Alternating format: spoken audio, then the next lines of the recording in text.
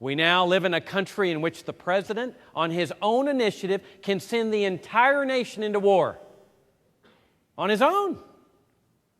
He doesn't have to comply with a constitutional restriction requiring a congressional declaration of war before doing so. He can ignore that provision of the Constitution.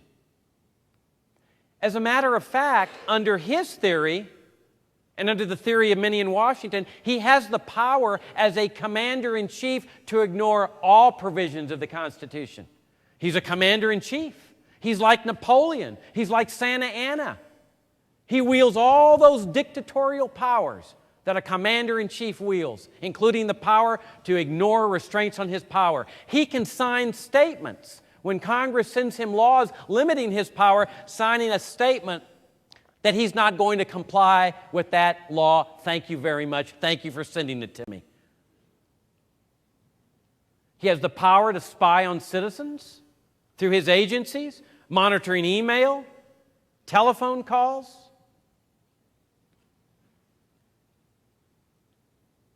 Perhaps most significant of all, since 9/11 has been this tremendous inversion of the relationship between the military and the civilian. Imagine, the military now has the omnipotent power to take any citizen and any foreigner into custody as an enemy combatant, simply by labeling him that, and deny him these rights: due process of law, trial by jury, right to counsel, and certainly for foreigners to deny them habeas corpus. So far, Americans are still accorded that right. That's the power the military now has over the American people, thanks to the Fourth Circuit Court of Appeals, which upheld the enemy combatant doctrine. Is it being exercised widely? Of course not.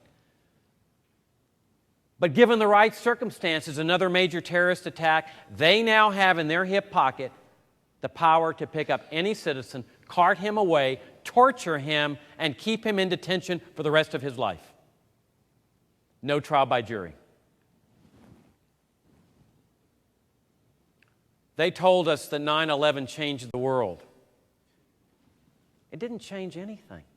This is a bald-faced lie. 9/11 was simply a continuation of what had gone before, and it provided the excuse to continue the same sorts of things that had been going on before.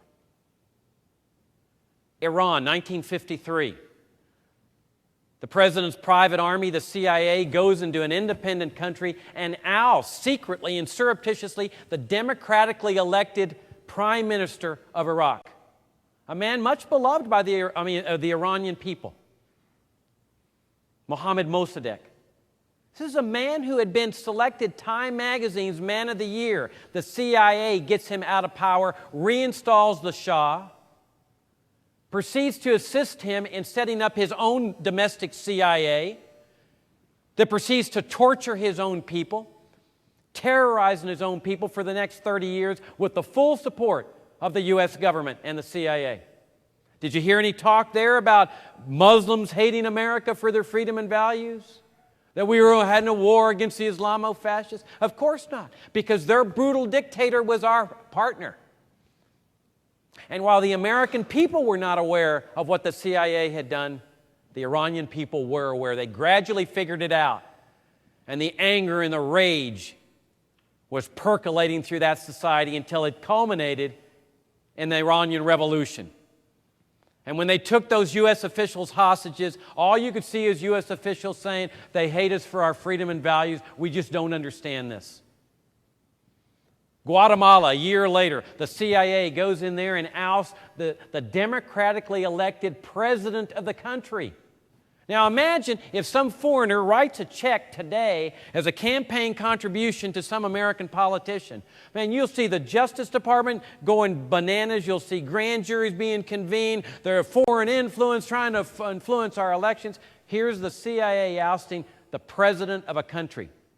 Never mind that it threw Guatemala into 30 years of civil war, killing hundreds of thousands of people. They're just Guatemalans. They're just Latin Americans. They're just like Vietnamese. They're just like Iraqis. They don't have a real value on human life like Americans do.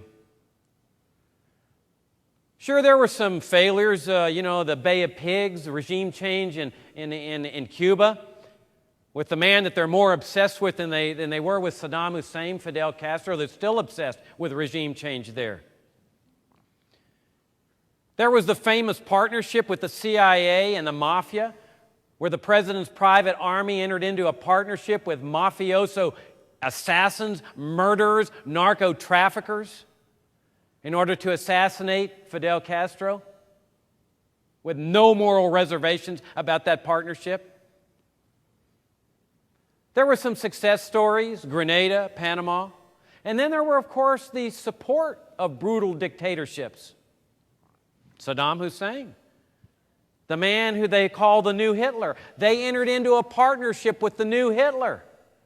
Google it online, Rumsfeld shaking hands, and you'll see the famous photograph of Donald Rumsfeld shaking hands with the new Hitler, Saddam Hussein, setting their partnership up in which Saddam Hussein gets those infamous chemical and biological weapons from the United States and other Western countries. That's how they were sure they were still there, that they'd be left over from the time the United States furnished him those weapons of mass destruction. And why did they furnish them to him? So that he could use them against the Iranian people, who were now our enemies, who hated us for our freedom and values, when before that, when the Shah was in power, they supposedly loved us. This is the moral bankruptcy of U.S. foreign policy. And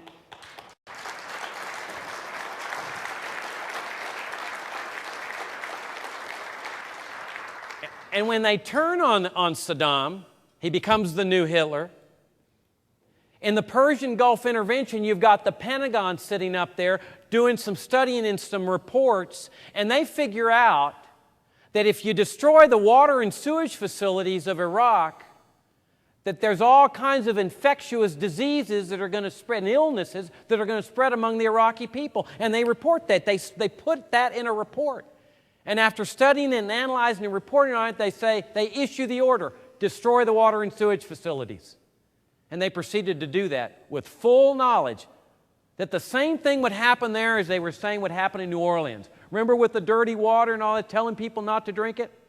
They did this intentionally. And then they imposed this brutal sanctions regime that prevented the water and sewage facilities from being repaired. Year after year, tens of thousands of children are dying. High UN officials are resigning in protest to this genocide. There's this sense of helplessness. They couldn't do anything to break out of these sanctions. Tens of thousands of children are dying of disease and malnutrition and infectious diseases every year. Tremendous grieving across the country, but most of all, anger and rage boiling in this cauldron of anger and hatred all through the Middle East. Then you've got the UN ambassador, Madeleine Albright, expresses the entire philosophy of the U.S. government toward the Iraqi people when she says, in response to a question from 60 Minutes, are the deaths of those 500,000 children worth it? And she says, well, it's a difficult issue, but yes, they are worth it.